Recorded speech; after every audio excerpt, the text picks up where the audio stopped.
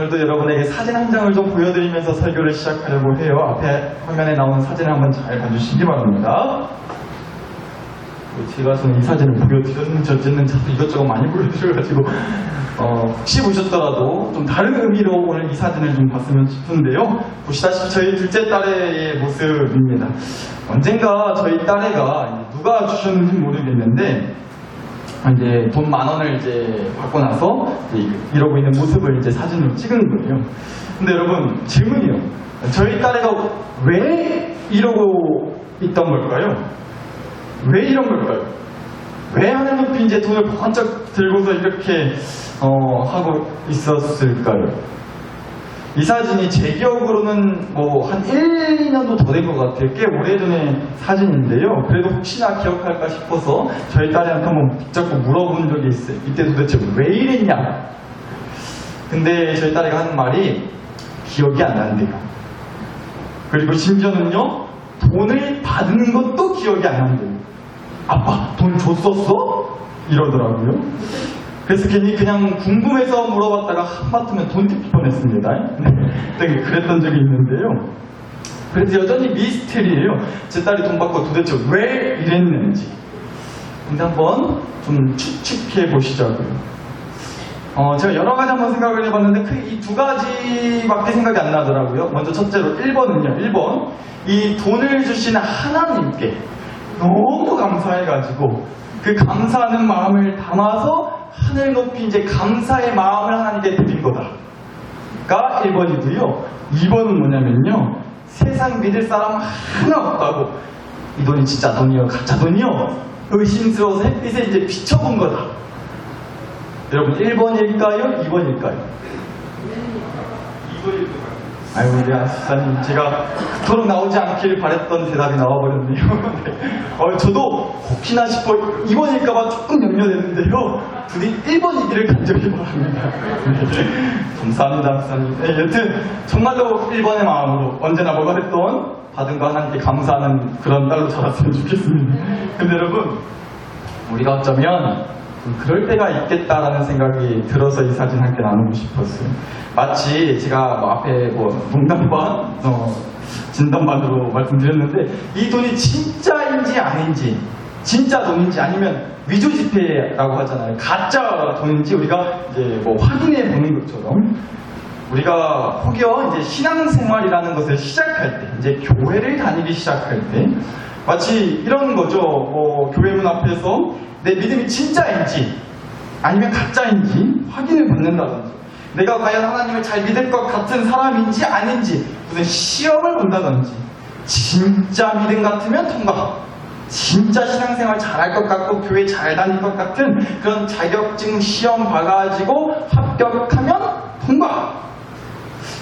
혹시라도 이렇게 생각을 해가지고요, 그래서 혹시라도 아예 처음부터 이제 하나님을 믿고 사는 인생에 걸음을 들이기를, 발을 들이기를, 걸음떼기를 혹여라도 겁먹고 고민하고 갈등하는, 에이 부담스럽다고, 에이 귀찮을 것 같다고, 에이 난 자신 없어라 이러면서 아예 신앙생활을 시작도 하지 못하는 분들이 계시다는 거예요.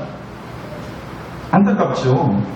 그런데 여러분, 혹여 우리도 그럴지 모르겠다는 염려가 들었어요. 한번 여러분 잘 생각해 보세요. 한번 잘 기억을 되짚어 보세요. 우리가 처음 신앙생활을 시작할 때, 우리가 처음 교회에 나왔을 때 한번 떠올려 보시라고요. 처음 교회를 나오고 처음 하나님 믿기로 작정했을 때 그때 어떠셨어요? 혹시 처음 때부터 누가 이제 내 믿음의 손만대도 그냥 뜨거 할 정도로 믿음의 열정이 정말 대단했고 너무 열정이 뜨거웠고 하나님을 위해서라면 뭐든지 할 수 있을 것 같이 누가 옆에서 찌르기만 해도 아멘! 할렐루야! 이러면서 그렇게 시작하셨나요 혹시? 처음 신앙생활 시작하실 때, 처음 교회에 나오실 때, 처음 하나님 소리 들었을 때부터 우리가 그랬냐고요. 만약 그러셨다면 진짜 대단하신 거예요. 복 받으신 거예요. 그런데 제 경험상 저는 그렇지는 않았습니다. 아시다시피 제가 10살 때부터 우리 나사렛교회에 나오게 됐지만요, 사실 솔직히 그랬어요. 처음만 하더라도 교회에 나와서, 그 전까지 제가 뭐 교회를 막 다니지 않았기 때문에 굉장히 교회에 나와서 처음에는 쭈뼛쭈뼛하고요. 어색하고 좀 그랬단 말이에요. 속으로 솔직히요. 괜히 나왔나? 언제 끝나나? 그냥 집에 갈까? 솔직히 그런 마음이 들었다는 거예요. 도대체 목사님이 설교를 언제 끝내시려나? 기도할 때도요, 기도가 뭔지도 몰랐어요. 다들 뭐 눈 감으시니까 돈 달아 눈 감고 있어야 하나 보구나 하고 눈을 감고는 있었지만 살짝 눈 떴다가, 실은 떴다가 어느 분이랑 눈이라도 마주친 것 같으면 얼른 눈 비비는 척하고 고개 돌렸단 말이에요. 뭐가 뭔지 하나도 모르는 거죠. 하나님이 어쨌다는 건지, 예수님이 십자가에 나를 대신해서 죽어주셨다는데 아이고 참 부담스럽게 그렇게까지 하셨냐고, 안 그러셔도 되는데 겁나게 아프셨겠다고, 하나 뭔 얘기인지를 모르고 감동이 되지 않는 거죠. 이해를 못했던 거예요. 근데 여러분, 사실 누구라도 처음은 그렇지 않을까 싶더라고요. 그러니까 뭐예요? 무슨 대단한 믿음의 열정과 엄청난 뭐 믿음의 확신이 있어야만, 그래야만 이 믿음의 세계에, 또 교회와 주님이라는 울타리 안에 발을 들이게 되는 것만은 아니라는 겁니다. 무슨 거창한 믿음의 결단과 각오가 있어야만 시작할 수 있는 그런 게 아니라는 거죠. 정말 그런 것 같아요. 아니, 저는 그렇다고 확신을 합니다. 제가 왜 이렇게까지 확신을 하고 무슨 자신감으로 이렇게 말씀을 드리냐면요, 오늘 주신 말씀 때문에 그렇기도 해요. 너무 유명한 사건이죠. 전에 제가 설교하기도 했었는데, 예수님이 이제 가나라고 하는 마을에 결혼식이 있었는데요, 초대를 받으셔가지고 제자들이랑 같이 가셨다는 거예요. 그런데 당시에 이제 포도주를 즐겨 마셨기 때문에 결혼잔치에 이제 포도주를 마시고 있는데 포도주가 그만 똑 떨어져 버렸다는 거죠. 그래서 예수님이 그 잔치집에서 일하는 하인들에게 시키셨다고요. 항아리에 물을 채워오라고. 그런데 말씀을 좀 보시면 2장 6절입니다. 거기에 유대인의 정결 예식을 따라 2-3통 드는 돌 항아리 6이 놓였는지라고 나와요. 근데 여러분, 이걸 계산하면요, 실제로 계산해보면 이렇게 된다고 합니다. 이 당시에 항아리가 있었는데요, 이 항아리가 얼마만에 했느냐, 당시 쓰던 물통으로, 이제 물을 길러와서 담는 그 물통으로 2번에서 3번 정도 채우면, 그래서 말씀에 2-3통 드는이라고 한 거예요. 여튼 그 물통으로 2-3번 정도 채우면 꽉 차는 사이즈의 항아리였다는 거예요. 그런데 당시 물을 길러와서 그 이제 항아리에 채울 때 쓰는 물통이 보통 38리터짜리 정도 됐다고 합니다. 실제로 38리터요. 가늠이 안 되시죠? 여러분, 제가 가져와 봤는데 아무리 찾아봐도 38리터짜리 물통은 제가 못 찾을 것 같아서 뭐 흔히 보시는 1.5리터짜리 페트병입니다. 이 1.5리터짜리 이제 물통 가지고서 38리터 의 물을 이제 채우려면요, 제가 계산해 보니까 1.5리터 이 페트병으로 한 25개 정도가 필요하더라고요. 이제 38 나누기 1.5 한 거예요. 그랬더니요, 한 이 페트병으로 38리터를 채우기 위해서는 이 페트병 25개가 필요하다는 겁니다. 그런데요, 그런 38리터짜리 통으로 2-3통이나 들어가는 항아리니까 항아리 하나에 그냥 통쳐서 이제 3통씩 들어간다고 계산했을 때요, 그럼 38 곱하기 3 해야겠죠? 항아리 하나 채우려면. 거기다가 항아리가 총 몇 개 있었다고요? 6개 있었단 말이에요. 그러니까 38 곱하기 3 한 데다가 또 곱하기 6을 해야 되는 거죠. 그럼 얼마예요, 근데? 이거 계산하려면 아마 예배가 내일 끝날 것 같아가지고요, 저도 헷갈려서 계산이 안 되더라고요. 그래서 하나님이 저와 여러분을 긍휼히 여기셔서 은혜의 선물로다가 이 계산기라는 걸 주셨잖아요. 38리터짜리 물통 3통 들어가는 항아리가 6개 있다. 38 곱하기 3 곱하기 6을 하면 돼요. 38 곱하기 3 곱하기 6은 몇이죠? 안 보이실 것 같은데 684가 나옵니다. 그러니까 총 684리터의 물을 채워야 됐다는 거예요. 그러니까 어림잡아 한 700리터 가까운 정도의 물을 하인들이 채워야만 했다는 거죠. 이 700리터요, 1.5리터 이 페트병으로 계산하면요, 이 1.5리터 페트병으로 무려 460개를 채워야 되는 거예요. 이 병 460개가 필요하다고요. 얼마 안 됐죠? 1.5리터 460개 물 채우는 거 뭐 금방 하잖아요. 그쵸? 아니에요. 보통 일이 아니었다는 겁니다. 그러니까 예수님이 하인들한테 시키신 일이 절대 쉬운 일이 아니었다는 거죠. 그런데 말씀을 보면 아시겠지만 하인들이 군말 없이 했습니다. 근데 사실 그럴 수밖에 없어요. 왜요? 하인들이니까. 시키면 시키는 대로 해야만 하는 사람들이었어요. 우리가 보통 이 말씀을 가지고 이 하인들의 예수님의 말씀에 대한 순종과 믿음이 그 정도로 대단했다. 보통 일이 아니었는데 말이에요. 예수님 말씀 하나에 큰 소리 없이 했으니까 이 하인들의 믿음과 순종이 참 대단했다. 이렇게 말을 할 수가 있을 것 같아요. 근데 또 한편으로 또 따지고 보면 하인이다 보니까 하인이니까 예수님이 뭐라고 말씀하시든 그냥 아멘 할 수밖에 없었다는 겁니다. 무슨 대단한 믿음과 순종이 없다 할지라도 하인이라는 신분 때문에 예수님 말씀에 누가 시키면 해야 되는 그런 사람들이었다는 거죠. 할 수밖에 없었다는 겁니다. 뭔가 대단한 믿음과 순종이 없었다 했죠. 그래서 한번 생각해 보자고요. 말씀에는 안 나와 있지만 아마 그 하인들이 모르겠지만 겁나게 투덜거리지 않았겠어요? 그렇죠. 이거 460개 필요하다니. 이거 460개 물 채워와야 된다니까요. 지금이야 뭐 정수기라도 있고 아니면 어디다 수도꼭지에다 호스라도 연결해가지고 30개 물을 채울 수가 있을지 모르겠어요. 근데 그 당시에는 정수기가 웬 말이에요. 수도꼭지 틀면 물 나오는 시대 아니었단 말이에요. 물을 길러오려면요 근처에 샘이나 우물 아니면 강가까지 가서 일일이 그렇게 하나하나 퍼와야만 했었다는 거예요. 1.5리터짜리 페트병으로 계산하면 무려 460개. 하인이 몇 명이나 있었을지 모르겠어요. 아마 그렇게 물을 길러오느라고 왔다 갔다 수없이 하면서 겁나게 툴툴거리지 않았겠냐. 그런데 여러분 말씀 어디에도 그 물을 항아리에 채우면서 예수님이 이 물을 가지고 이제 어떻게 해주실 거다. 아멘. 우리는 믿음과 소망을 품고 열정을 다해 하나님 예수님 말씀에 순종해야만 하지. 기쁨으로 해야지. 했다라는 말씀이 없다고요. 그런 말씀이 없잖아요. 하인들이 그런 믿음과 순종의 마음으로 기쁜 마음으로 그렇게 뭐 이 일을 했다는 말씀이 없다고요. 눈 씻고 찾아봐도. 근데 여러분 그랬는데요. 그리고 나서 정말 놀랍게도 퍼온 물이 포도주로 바뀌었다는 겁니다.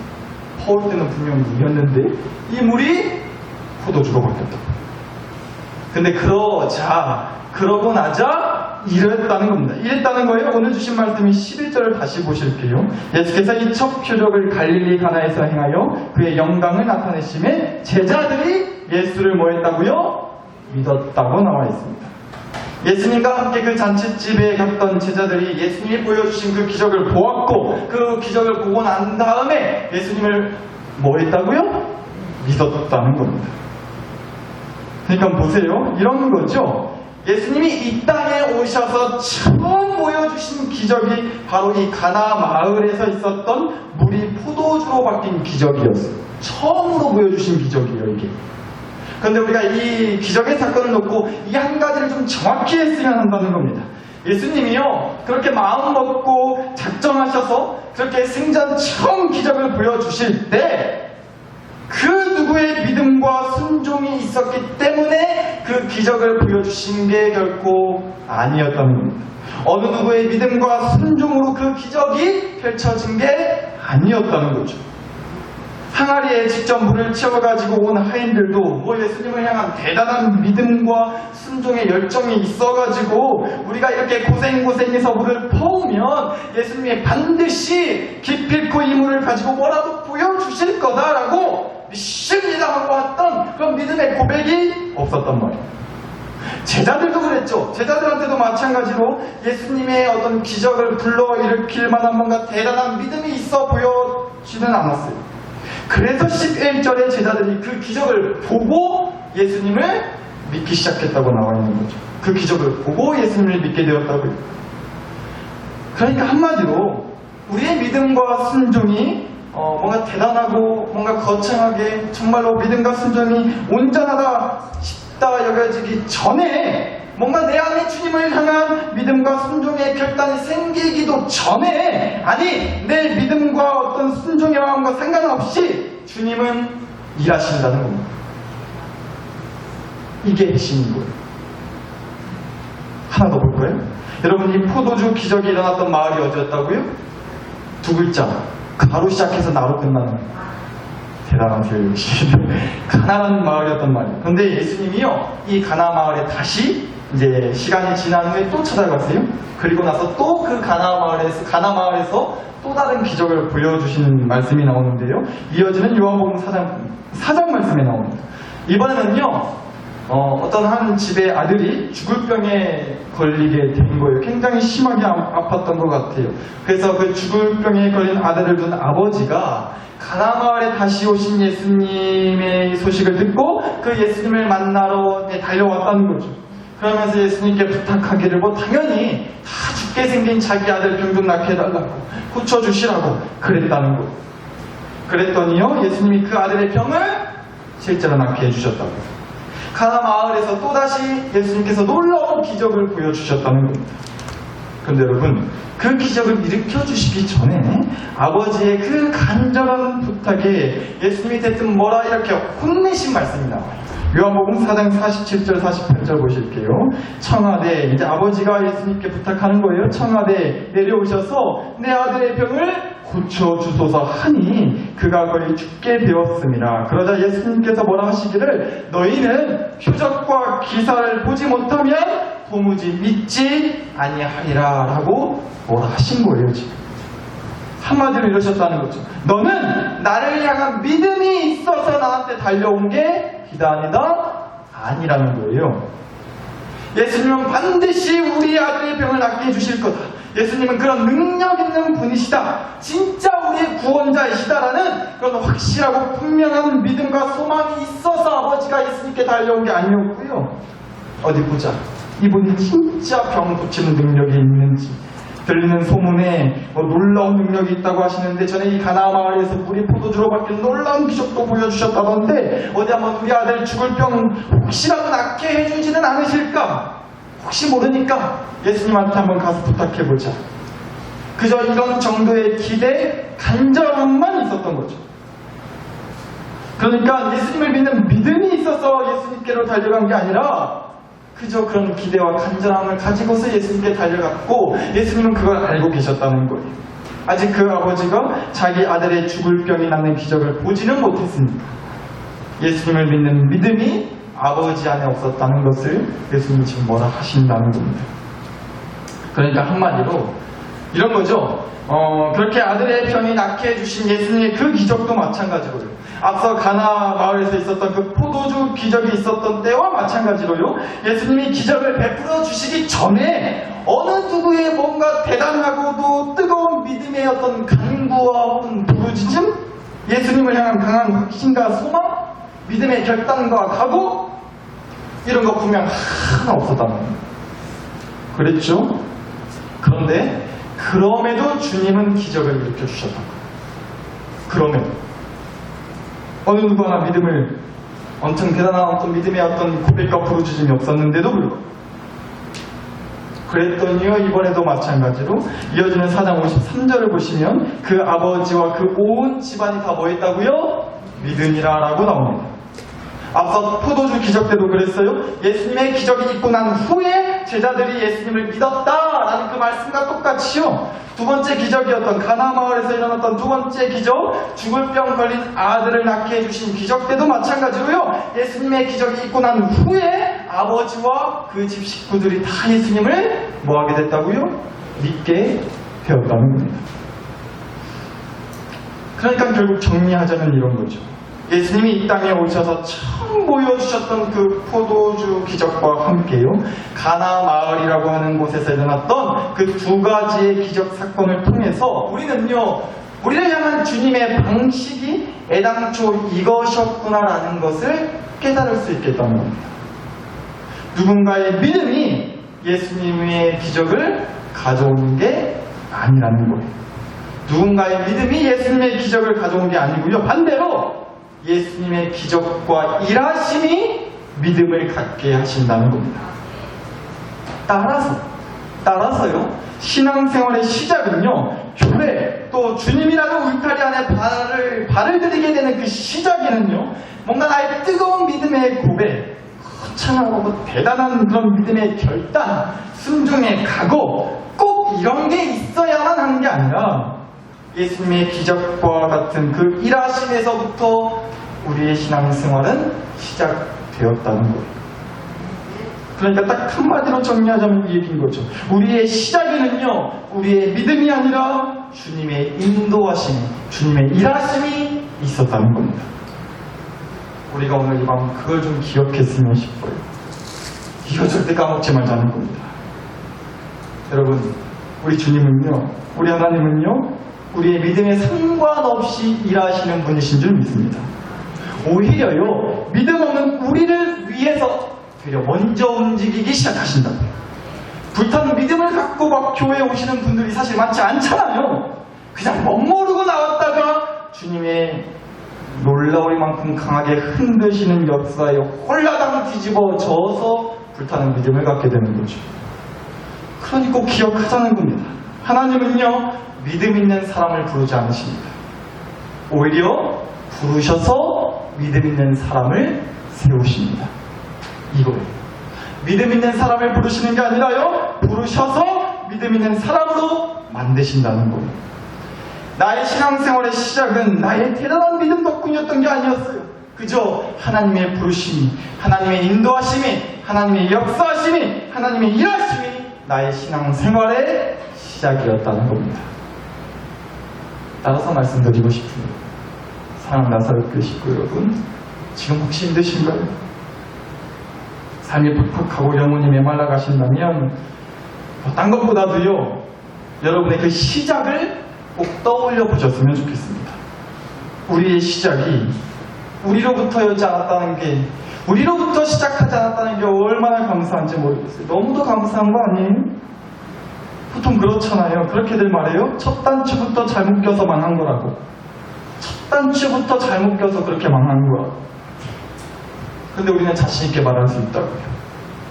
우리는 망한 것 같아도 절대 망할 수 없다는 겁니다. 무슨 자신감으로요? 어떻게 확신할 수 있냐고요? 저는 확신합니다. 저와 여러분은 딴 거 몰라도 첫 단추부터 잘못 껴진 사람이 절대 아니기 때문입니다. 우리의 첫 단추를 껴맞춰주신 분은 다름 아닌 하나님 아버지신 줄을 믿습니다.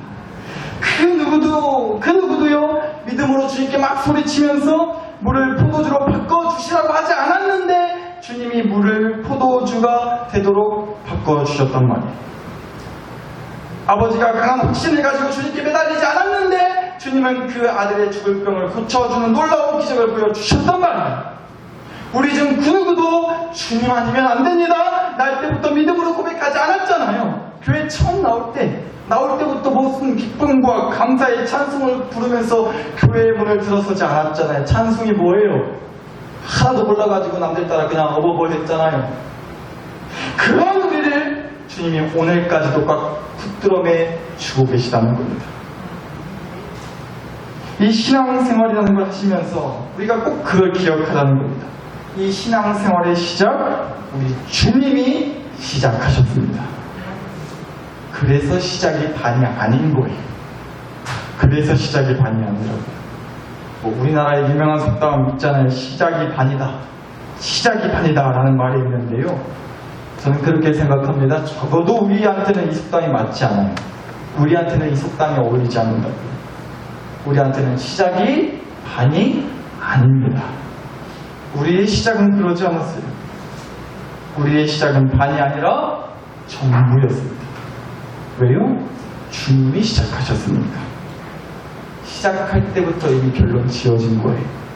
반까지 간 게 아니라 이미 결승선 통과하고 시작하는 거라고요. 시작할 때 주님이 반, 내 믿음 반, 이렇지 않았다고요. 100% 주님이 다 하셨습니다. 전부 다 주님이 시작하셨어요. 사랑하는 나사렛 식구 여러분, 그래서 소망하는 겁니다. 우리 같이 이 소망 갖고 사시자고요. 주님이 시작하셨으니 주님이 책임져 주실 줄 믿습니다. 주님이 시작하셨으니 끝내도 주님이 끝내실 줄 믿습니다. 내가 끝내는 게 아니에요. 세상이 끝났다고 해서 끝나는 게 아니에요. 시작하신 주님이 끝내십니다. 우리에게 이 믿음과 소망을 주시려고, 그래서 우리의 끝이 마치 물이 포도주로 바뀌듯이 죽을 병이 고침을 받듯이 이렇게 놀라운 반전의 역사가 우리의 끝이 되게 해주시려고 시작하신 주님, 그 주님과 함께 살아가는 저와 여러분 됐으면 좋겠습니다. 오늘 이 밤을 풀 수 있게 달라고 우리 함께 기도하자. 이 시간 함께 주신 말씀과 은혜를 안고요, 그 시작하신 주님을 절대 잊지 않고 그 시작하신 주님을 붙들고 사는 인생, 그런 우리 가정, 그런 우리 교회가 되게 해주시라고 이 시간 다 같이 마음 모아 간절히 기도했으면 좋겠습니다. 함께 기도하시겠습니다. 하나님 아버지,